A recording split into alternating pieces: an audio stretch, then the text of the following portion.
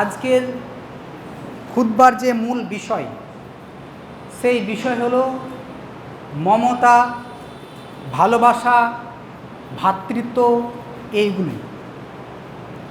এক কথায় আল্লাহকে সন্তুষ্টি অর্জন করার জন্য আমাদের যে সমস্ত বিষয়গুলি সম্ভব বা করা যায় সম্ভব, সেই বিষয়গুলি আমাদের আন্তরিকতাভাবে অন্তর থেকে আমরা চেষ্টা করব। কারণ আল্লাহ সুবহানাহু ওয়া তাআলা দেওয়া এক কোরআনের একটি সূরার ছোট্ট একটি অংশ পাঠ করলাম, সূরা আর রহমানের কয়েকটি আয়াত। আল্লাহ সুবহানাহু ওয়া তাআলা নিজেকে রহমান বলেছেন, আর রহমান, এবং তিনি বলেছেন যে কি, যে যারা ক্ষমা করতে ভালোবাসে, যারা মানুষকে এক অপরকে সাহায্য করে, যারা একে অপরের সঙ্গে সহৃদয় হয়ে যায়, এক কথায় ভালোবাসা সম্প্রীতি বজায় রাখে, আল্লাহ সুবহানাহু ওয়া তাআলা তার উপর খুশি হন। কারণ আল্লাহর রাগের থেকে কি বেশি, তার মায়া দয়া ভালোবাসা বেশি। মানে আল্লাহ যতটা কঠোরভাবে শাস্তি নেবেন, কিন্তু আমাদের মধ্যে কিছু জিনিস যদি থাকে তাহলে আমরা কি হবে, আমরা কিন্তু আসানিভাবে জান্নাত যেতে পারবো। তার মধ্যে একটা হচ্ছে কি, এই দয়া। আল্লাহ রাসূল সাল্লাল্লাহু আলাইহি ওয়াসাল্লামের যদি এদিকে আমরা লক্ষ্য করি, তাহলে একটি বিষয় আমাদের সবার কম বেশি জানা আছে, জানা নেই এমন কয়েকটি লোক হয়তো হতে পারে, হাতে গোনা কয়েকটি। একজন এসে একজন ক্ষুধার্ত ব্যক্তি তিনি রাসূল সাল্লাল্লাহু আলাইহি ওয়াসাল্লামের কাছে এসে কি চাইলেন, ক্ষুধার্ত ব্যাপার বললেন, ক্ষুধা নিবারণের জন্য। রাসূল সাল্লাল্লাহু আলাইহি ওয়াসাল্লাম কি বললেন, যে দেখলেন খাবারের ব্যবস্থা আছে কিনা তার বাড়িতে। তিনি বাড়িতে যখন ছিলেন না, খাবার ছিল না, তিনি কী করলেন, তখন ঘোষণা করলেন বা বলতে চাইলেন যে কে আছে যে এই ব্যক্তিকে কি করবে, খিদমত করবে। তাহলে এই যে খিদমত করার কথা রাসূল সাল্লাল্লাহু আলাইহি ওয়াসাল্লাম বললেন, তুরন্ত সাহাবী রাজি হলেন। কেন রাজি হলেন, যে আল্লাহর রাসূল সাল্লাল্লাহু আলাইহি ওয়াসাল্লাম বলছেন, তার নিশ্চয় এর মধ্যে কী আছে, কল্যাণ আছে। তখন তিনি উনাকে নিয়ে গেলেন। নিয়ে যাওয়ার পর তিনার বাড়িতে আহারের সমস্যা, তিনার বাড়িতে খাবারের সমস্যা রাদিয়াল্লাহু আনহু। তাহলে এখান থেকে কি বোঝা গেল যে খিদমতের ব্যাপারটা কতটা গুরুত্বপূর্ণ। তার বাড়িতে নেই, তিনি কি করলেন, আলো নিভিয়ে দিলেন এবং যে সমস্ত নিজের কাছে খাবারগুলো ছিল সে খাবারগুলো তাকে খাওয়ালেন। এমনকি তার বাচ্চা যারা ছিল তাদেরকেও ঘুমিয়ে দিয়েছিলেন, যে তারা যেন খেতে না চায়। আমরা প্রচুর শুনেছি, অনেকভাবে শুনেছি। কেউ কেউ খেজুর ঠকাঠক শব্দ নিয়ে শুনেছি, কেউ খেজুরের ঠকাঠক শব্দ নিয়ে শুনেছি। যে ঘটনা আমরা এইভাবে শুনেছি হয়তো, যে সাহাবীর ব্যাপার যিনি গেলেন তখন কী করলেন, আলো নিভিয়ে দিলেন এবং খেজুর অল্প সামান্য ছিল, খেজুর দিলেন এবং খেজুর বারবার কী করছিলেন, ঠকঠক করছিলেন, যাতে মনে করে যে হ্যাঁ আমার সামনে যে ব্যক্তি আছে তিনি যেন খাচ্ছেন, এটা যেন বুঝতে পারে। তাহলে অতএব এখান থেকে আমরা কী কী শিক্ষা পাচ্ছি, দুটো শিক্ষা পাচ্ছি। এটা কি, রাসূল সাল্লাল্লাহু কী বললেন, তিনার কাছে খাদ্য না থাকা থেকে কী করলেন, তিনি অন্য কাউকে অন্য কারোর মাধ্যমে ব্যবস্থা করলেন, তদ্বিত করতে কী করলেন, ব্যবস্থা করলেন। হতে পারে আমার ক্ষেত্রে কোনো অপর ব্যক্তিকে সাহায্য করাটা কঠিন হয়ে যাচ্ছে বা আমার সাধ্যের মধ্যে নেই, তাহলে আমি কি করতে পারি, তাহলে আমি ওই যে জায়গাটা আমি অন্য কোনো ভাইয়ের কাছ থেকে বা অন্য কোনো ছোটো কারোর কাছ থেকে আমরা এটা ম্যানেজ করতে পারি। এই উপায় কিন্তু আমাদের নেই, যে আমার কাছে নেই আমি বেঁচে গেলাম, আমার কাছে নেই আমার আর কিছু করার দরকার নেই, এটা নয়। তাহলে রাসূল সাল্লাল্লাহু আলাইহি ওয়াসাল্লাম কী করেছিলেন, যেমন ব্যবস্থা করেছিলেন, আমাদেরকে কী করতে হবে, ঠিক একইভাবে ব্যবস্থা করতে হবে।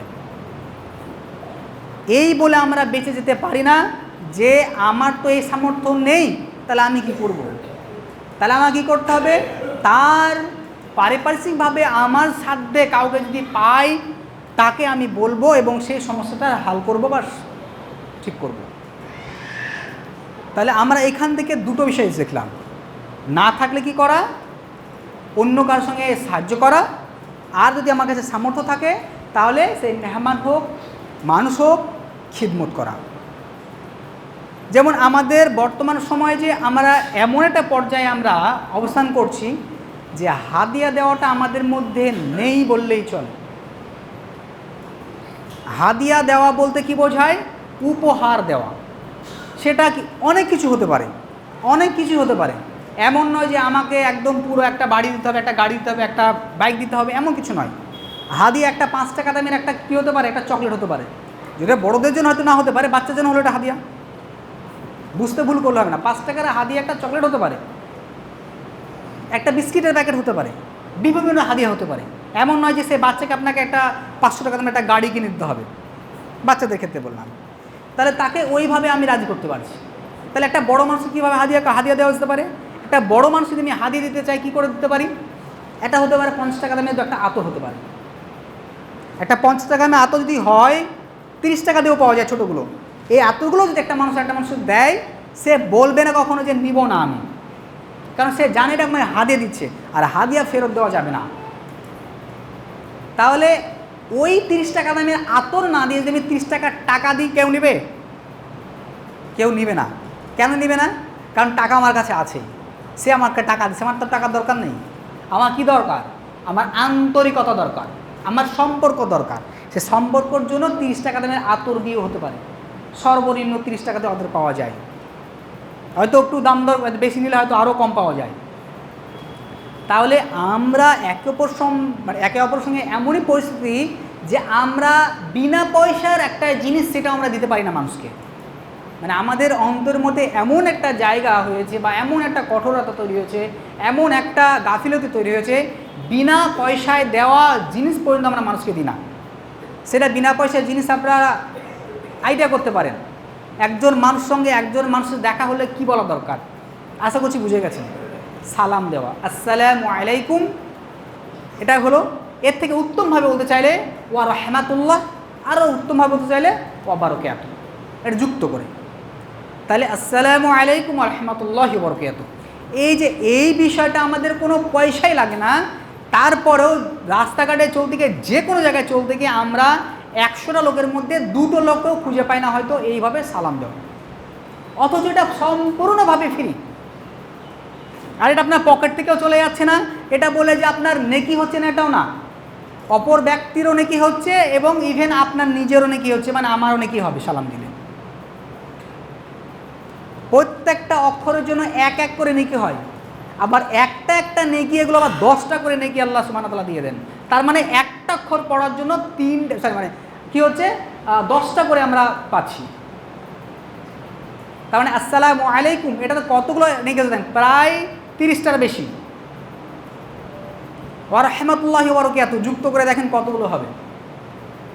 স্পষ্টভাবে এটা আমরা জানি যে আলিফ লাম মিম, এখানে 3টে, এটা কিন্তু 3টে আছে, এটা 3টে মিলে একটা নয়। তার মানে এখানে একটা করে পড়লে কী হবে? 30টা হবে, 3টে হচ্ছে না। প্রত্যেকটা যখন 10টা করে যখন নিচ্ছে, তার মানে 30টা হচ্ছে। এই সালামের মধ্যে ঠিক একইভাবে ইনশাআল্লাহ পাবেন। তাহলে অতএব আমরা এই ফ্রি জিনিসগুলো আমরা দিতে পারি না। রাসূল সাল্লাল্লাহু আলাইহি ওয়াসাল্লামের সময় থেকে আমরা স্পষ্টভাবে জানি যে রাসূল সাল্লাল্লাহু আলাইহি ওয়াসাল্লাম কী করতেন? কোনো ব্যক্তি তিনি যদি সুসংবাদ দিতেন বা ভালো কিছু দিয়ে কী করতেন? তিনি কী করতেন? হাদিয়া চেষ্টা করতেন। তাহলে আমাদের কী করতে হবে? যদি আমাদের কিছু না থাকে, হাদিয়া দেওয়ার কিছু নেই আমার কাছে কথা, তাহলে কমসে কম আমি এতটুকু তো বলতে পারি কি, জাযাকাল্লাহু খায়রান ওয়া আহসানুল জাযা, এটা সবচেয়ে উত্তম। কমসে কম জাযাকাল্লাহ এইটুকু তো বলতে পারবো। আমরা এইটুকুও বলি না, আমাদের পয়সাও লাগে না, টাকাও লাগে না। তাহলে আন্তরিকতা থাকবে কী করে একে অপরের সঙ্গে? আমাদের আন্তরিকতা দিন দিন হারিয়েছে। মূল কারণ হচ্ছে আল্লাহ রাসূল সাল্লাল্লাহু আলাইহি ওয়াসাল্লাম যে বলেছেন তোমরা বেশি বেশি করে সালাম দাও, এই জিনিসটা হারিয়ে যাওয়ার জন্য আমাদের আন্তরিকতা বেরিয়ে গেছে। অহংকার আমাদের মধ্যে চলে এসেছে। যে আগে সালাম দেয় তার অন্তর অহংকার থেকে মুক্ত হবে ইনশাআল্লাহ। কারণ নিজে বড় কথা নিজে ওর প্রচুর ধনী, তারপর আমি গরিবকে একজন আগে বেরিয়ে সালাম দিচ্ছি, তার মানে কি? তার মানে যেটা বোঝা যাচ্ছে যে সে আমাদের গরিব হতে পারে, কিন্তু স্রষ্টা তো এক। তাহলে আমি বাহাদুর করে লাভ নেই। আমাকে কী করতে হবে? আল্লাহর সন্তুষ্টির জন্য তিনার প্রয়োজন আমাকে পাও ধুইয়ে দিতে হবে। বুঝতে পারলাম না বিষয়টা? পা ধুয়ে দেওয়ার মানে কি? এমনি কি কেউ পা ধুয়ে দেয়? এটা নয়। বিভিন্ন ক্ষেত্রে হতে পারে কারো পা নেই, অজু করতে এসছে, কথার কথা প্রচুর কাদে লেগে গেছে, হয়তো সময় ক্ষেত্রে হয়তো আপনি একটা পাটা ধুয়ে দিলেন, আবার আমি পাটা ধুয়ে দিলাম, তাহলে কী হবে, একটা আন্তরিকতা তৈরি হবে। আজ আমাদের মধ্যে আন্তরিকতা নেই। কেন নেই? মেহমানদের খিদমত আমাদের মধ্যে নেই। আজ যদি 10 বছর আগে চলে যায় পিছন দিকে, আমরা দেখেছি বাড়িতে মুরগি, হাঁস, বিভিন্ন কিছু পশু প্রাণী থাকতো। মানুষ আসলে, মেহমান আসলে কী হতো, ওখান থেকে একটা মুরগি হোক কিছু হোক জবাই করতো। কিন্তু এখন সে মুরগি তো নেই, এখন শুধুমাত্র হোটেল থেকে 2টো বিরিয়ানি নিয়ে দিয়ে হয়ে গেল ছাড়। এইরকম ব্যাপার হয়ে গেছে আমাদের পরিস্থিতি। কিন্তু ওই ব্যক্তিকে যদি আমরা নিজে হাতে যদি কোনো কিছু বানিয়ে দিই, সেটা স্বাদ যদি ওই দোকানের থেকে যদি কম হয়, তাও ইনশাআল্লাহ মানুষের সাথে খুশি হবে, তৃপ্তি পাবে। তাহলে আমাদের আন্তরিকতা নেই কেন? কারণ আমরা একে অপরের সঙ্গে কথা বলাটা অনেক কমিয়ে দিয়েছি। 4 বন্ধু, 5 বন্ধু, 10 বন্ধু এক জায়গায় বসে আছে, কিন্তু 4 বন্ধুর কাছে 4টা মোবাইল, 10 জন থাকলে 10 জনের কাছে 10টা মোবাইল। একে পাশে বসে আছি, কথা নাই, ফোনেই কথা হচ্ছে। মানে আমরা বর্তমানে ভার্চুয়াল যে দুনিয়া, এই দুনিয়াটাকে বা কাল্পনিক যে দুনিয়া, সেটার দিকে আমরা বেশি ধাবিত হচ্ছি। এবং আমার সামনে যে ব্যক্তি আছে, যে বন্ধু আছে, তাকে আমি সময় দিচ্ছি না। তাহলে অতএব আল্লাহ সুবহানাহু ওয়া তাআলার কাছ থেকে দোয়া করতে হবে, আল্লাহ সুবহানাহু ওয়া তাআলা আমাদেরকে যেন তৌফিক দান করে, যেন এই নসিহত আমার জন্য, আপনাদের জন্য, সবার জন্য, যেন আল্লাহ সুবহানাহু ওয়া তাআলা আমাদের নসিহতকে আমাদের জন্য কবুল করে এবং আমাদেরকে আমা তৌফিক বিল্লাহ যেন আল্লাহ সুবহানাহু ওয়া তাআলা দান করে।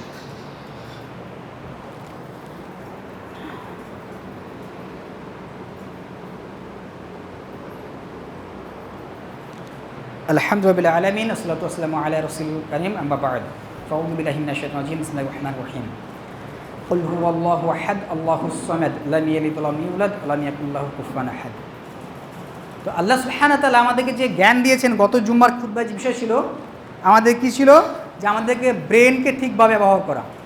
তাহলে আজকের খুতবাতেও যে আমরা শিখছি যে বিষয়গুলো বা জানছি, এগুলি তখনই সার্থক হবে যখন আমরা এইগুলোকে মেনে চলার চেষ্টা করব। যখন আমরা এই বিষয়গুলোকে কি করব, মেনে চলার চেষ্টা করব, তবে আমাদের ব্রেন, অন্তর, দৈহিক, শারীরিক সমস্ত কিছু কী হবে, আমাদের আল্লাহকে নৈকট্য অর্জন করতে পারবে। নাহলে আমরা নৈকট্য অর্জন করতে পারবো না। তাহলে রাসূল সাল্লাল্লাহু থেকে আমরা স্পষ্টভাবে জানি যে রাসূল সাল্লামকে অপর ব্যক্তি যারা কষ্ট দিয়েছেন, তাদের উপর তিনি সহজে বদদোয়া করেননি। বদদোয়া তিনি করেননি।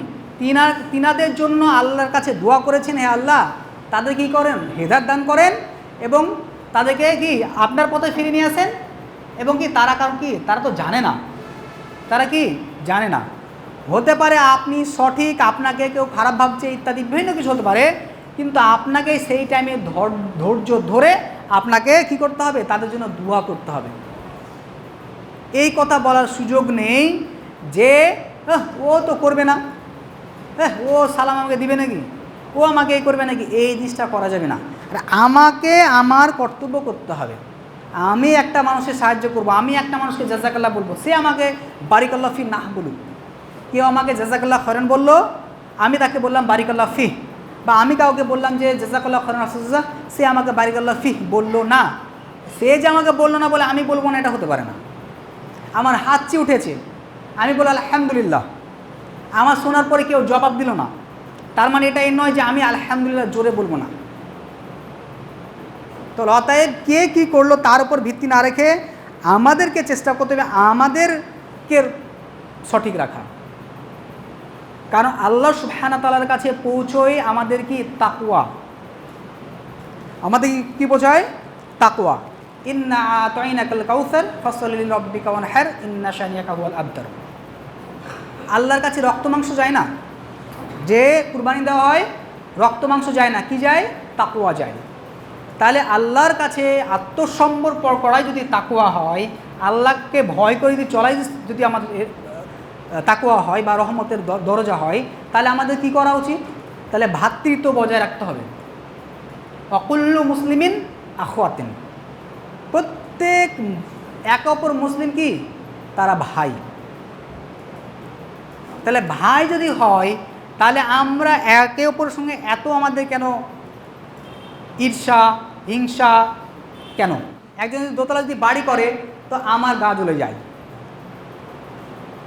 তাই না? দেখবেন ওর বাড়ি হয়ে গেল, ওর এ হয়ে গেল, সে হয়ে গেল, কিন্তু আমি দেখি না যে আমার কাছে একটা দোতলা বাড়ি আছে, আমি দেখি না যে আমার কাছে একতলা বাড়ি আছে। এটা অন্য অনেকের কাছে নেই। আমাদের থেকে দেখতে বলা হয়েছে দুনিয়ার বা পার্থিব জিনিসের ক্ষেত্রে তোমরা তোমাদের চোখ নিচের দিকে রাখো। মানে একজনের কাছে 4 চাকা আছে, সে দেখছে একজনের কাছে এরোপ্লেন আছে, সে ভাবছে আমি এরোপ্লেনের কাছে যদি থাকতো আমার কত না মজা হতো। যার কাছে ওই 4 চাকাটা নাই, যার কাছে মোটর সাইকেল আছে, সে ভাবছে আমার 4 চাকা থাকলে কত ভালো হতো, সুন্দর আমি যেতে পারতাম, আসতে পারতাম, ইত্যাদি ইত্যাদি। যার কাছে গাড়ি নেই সে বলছে আমার কাছে গাড়ি নেই, যার কাছে পা আছে ভালো সে বলছে আমার কাছে সাইকেল নেই, যার কাছে পাই নেই সে বলছে যে আমার কাছে ন্যাংরা ঘোড়া যদি পা থাকতো তাও আমার ভালো হতো। তার মানে স্টেপ বাই স্টেপ একটা মানুষ কী ভাবছে, যে উচ্চ পদটা ভাবছে। আর শরীয়তের দিকে আল্লাহকে নৈকট্য অর্জন করার দিক থেকে কী হচ্ছে, যে ওর থেকে আমি বেশি নামাজি। যেটার ক্ষেত্রে আমাদেরকে নিচে দেখতে হতো সেটা দেখছি আমার উপরে, আর যেটা উপর দেখা দরকার ছিল সেটা ছিল আমাদের নিচে। ওর নামাজ তো পড়েই না, আমি তো এক জুম্মা তো নামাজ পড়ছি, খালি এক ওয়াক্ত নামাজ পড়ছি। কে বলছে আরে ও তো শুধু জুম্মায় পড়ে, ওর থেকে তো আমি 2 ওয়াক্ত নামাজ পড়ছি। কে বলছে আরে ওরা তো নামাজ তো ঠিকমতো পড়ে, তো নামাজও তো হবে না, আমি তো 5 ওয়াক্ত নামাজ পড়ছি। এইরকম মানে নিজে যতটুকু পড়ছি ওটাকেই ভাবছি যে এটাই আমার স্যাটিসফ্যাকশন, এটাই আমি একদম সব কিছু উদ্ধার করে দিয়েছি, কিন্তু এটা উদ্ধার নয়। এই ক্ষেত্রে আমাকে দেখতে হতো আমার থেকে বেশি উন্নত মানে কারা, উন্নত মানে কারা। উনি মৌলভী সাহেব, উনি আলেম, ওনাদের মতো হতে পারলাম না, আফসোস। ওনাদের হতে না পারে কিছুটা চেষ্টা করি, কিছুটা খিদমত করার চেষ্টা করি, যদি আল্লাহ খুশি করা যায়, যে কোনো পদ্ধতিতে হতে পারে। তাহলে আপনার নিশ্চয় আপনার কাছে কোনো না কোনো হাতিয়ার আছে, কোনো না কোনো অংশ আছে যেটার মাধ্যম দিয়ে আপনি দিনের বা ইসলামে অবশ্যই খিদমত করতে পারেন। শুধুমাত্র আমাদের অন্তটাকে জাগৃত করার পরে ব্রেনটাকে জাগৃত করলে ইনশাল্লাহ আমরা সব কিছু আসান হয়ে যাবে। তো এই বিষয়গুলো আমাদেরকে লক্ষ্য রাখতে হবে, কারণ আল্লাহ সুবহানাহু ওয়া তাআলা আমাদেরকে একাধিকভাবে আমাদেরকে সতর্ক করেছেন। আমি এর আগে হয়তো বলেছি আল্লাযী খালাকাল মাউতা ওয়াল হায়াতা লিয়াবলুয়াকুম আইয়ুকুম আহসানু আমালা। আল্লাহ সুবহানাহু ওয়া তাআলা স্পষ্টভাবে বলেছেন যে আমি হায়াত এবং মৌতকে সৃষ্টি করেছি এই জন্য যে কে বেশি উত্তম আমল করে। এখানে বলেনি আকসারু আমালা, এখানে বলছে আহসানু আমালা। বলতে আহসান বলতে এখানে উত্তম আমল বলা হয়, আর আকসার বলতে বেশি, বেশি যে যত বেশি করবে এটা বলা হয়নি। আকসারু না বলে আহসানু বলেছে। তো আহসানু বলতে গেলে বেশি উত্তমের কথা, এর উত্তম মানে বেশি ভালো।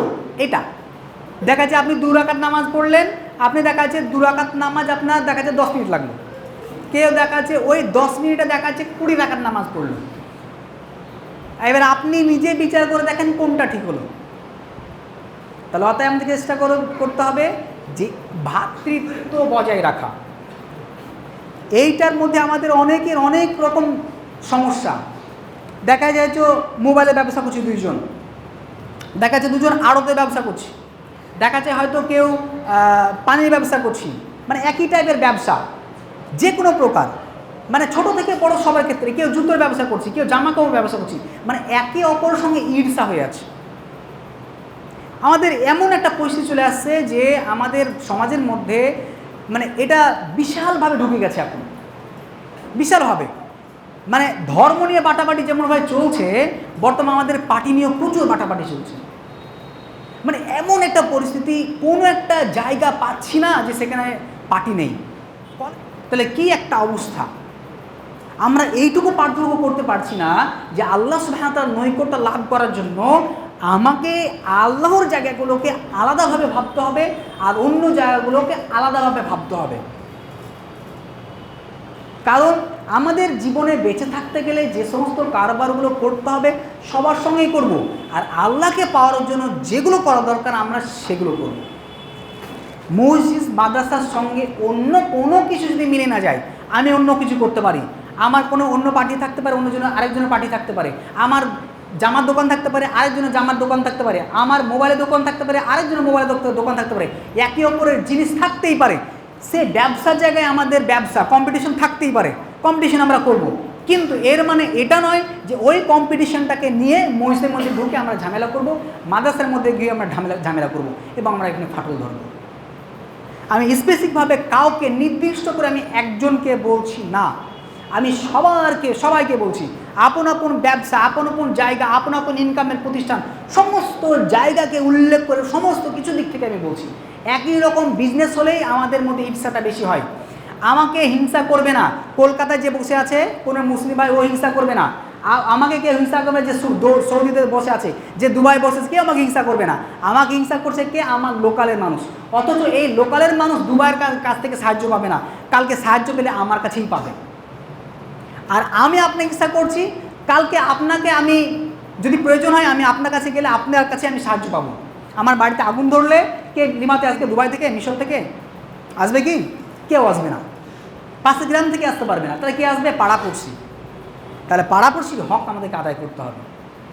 আল্লাহ সুবহানাহু ওয়া তাআলা আমাদের সকলকে এগুলো বুঝে চলাতে ফিতান করুক। আমার কোনো ভুল ত্রুটি হলে আল্লাহ সুবহানাহু ওয়া তাআলা ক্ষমা করুক, আপনাদেরকে ভুল ত্রুটিগুলো ভুলিয়ে দেখ এবং যেগুলো সঠিক সেগুলো আমাদেরকে ব্রেনে রাখার তৌফিক দান করুক এবং এইভাবে আমাদেরকে আমল করার তৌফিক দান করুক আল্লাহ সুবহানাহু ওয়া তাআলা। আমিন। এই বিষয়টি, এই জুম্মাটি ততক্ষণ পর্যন্ত সার্থক হবে না যতক্ষণ পর্যন্ত আমরা এটাকে অন্তর মধ্যে না মেনে নিয়ে, না মানার চেষ্টা করে আমরা যদি চলি, ততক্ষণ পর্যন্ত আমাদের সার্থক হবে না। যতক্ষণ পর্যন্ত আমরা শুনবো, মানবো, মেনে চলবো, কমসে কম আমরা চেষ্টা করব, তবে আমাদের জুম্মা সার্থক হবে, জুম্মার সলাৎ সার্থক হবে। এই সময়টাকে আমরা কিয়ামতের দিন স্পষ্টভাবে আমাদের আমল নামে দেখতে পাবো। আর যদি আমরা গতদিনও বলেছিলাম, যদি শোনার পরে এদিক দিয়ে ঢুকিয়ে যদি এদিক দিয়ে বের করে দিই, জান্নাতটাও ঠিক একইভাবে এদিক দিয়ে ঢুকে এদিক দিয়ে বেরিয়ে যাবে। কারণ আল্লাহ সুবহানাহু ওয়া তাআলাকে তোয়াক্কা করলে আল্লাহ সুবহানাহু ওয়া তাআলা আমাদেরকে তোয়াক্কা করবেন।